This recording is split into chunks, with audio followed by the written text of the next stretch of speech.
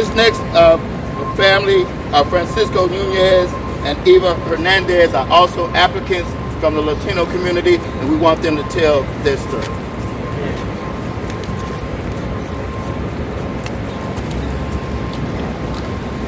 Okay, so I prepared a statement because just like everyone that has spoken before me, I'm very upset at the way this... Just spell your name. Okay. My name is Francisco Nunez, Francisco, last name Nunez, Nunez. My wife is Eva, Eva, Hernandez, Hernandez.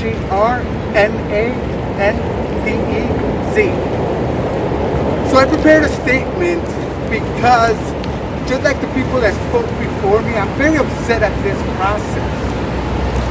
So here's my statement, okay? Like the gentleman before me, I am a combat veteran, Marine Corps. I was in Iraq and Afghanistan. My wife is an Army veteran who also served in Iraq, amongst other places. We are social equity applicants. I've lived in Little Village my entire life. I still live on the same block when I was a child, man. And I still shovel the snow for my neighbors. Just because I made it to where I am now, you know, this should be an opportunity to give somebody in the community to know where we can invest, where we can bring value, where we can bring wealth to our community. I deviated a little bit from my statement, so now I'm going to sound a little bit like a robot, but just bear with me because I'm going to make some very important points here. So, we applied for the cannabis license last year, but we were wrongfully disqualified. Erroneously by the state's consultant that made a mistake. Our lawyer, Claudette Miller, from Reyes Curson, filed a civil rights lawsuit, and we were successful. Right. We were successful at least in getting a chance to correct our applications. How is that even possible? But it was possible. I want to say thank you to State Representative Jaime Andrade, and former Senator Iris Martinez, who is now the clerk of Cook County.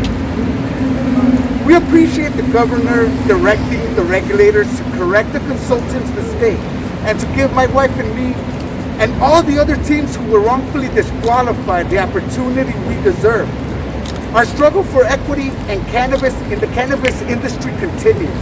I stand with these elected officials to continue to push for black and brown ownership of dispensaries and craft growers. Today we are here to support the efforts of the Black Caucus and Latino Caucus to bring diversity and inclusion into the industry. We are also calling for the General Assembly to require all licensed cannabis companies to publicly disclose whether their social equity participants have real ownership and control. That's right. Real ownership and control. Real ownership and control. Okay? We're asking, give us a seat at the table. Don't just use us for you to get to eat at the table. Okay, I'm sorry. And then the public should know that whether social equity applicants can be forced to sell their shares. That's another thing we got to look at. Right. Some of these contracts are saying that the social equity owners have to sell our shares within 2 years. We got to take a look at that. Right. And then, because at the end of the day, we want to know if these are real social equity companies or are they social equity fronts. Right. Are we, and you know, the big companies and connected insiders will not manipulate the system to stay in control of this market.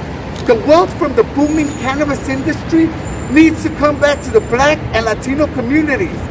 That's where disproportionately where we were harmed. I remember when I was a child, we'd get arrested for a dime bag. Right. Wow. Wow. Wow.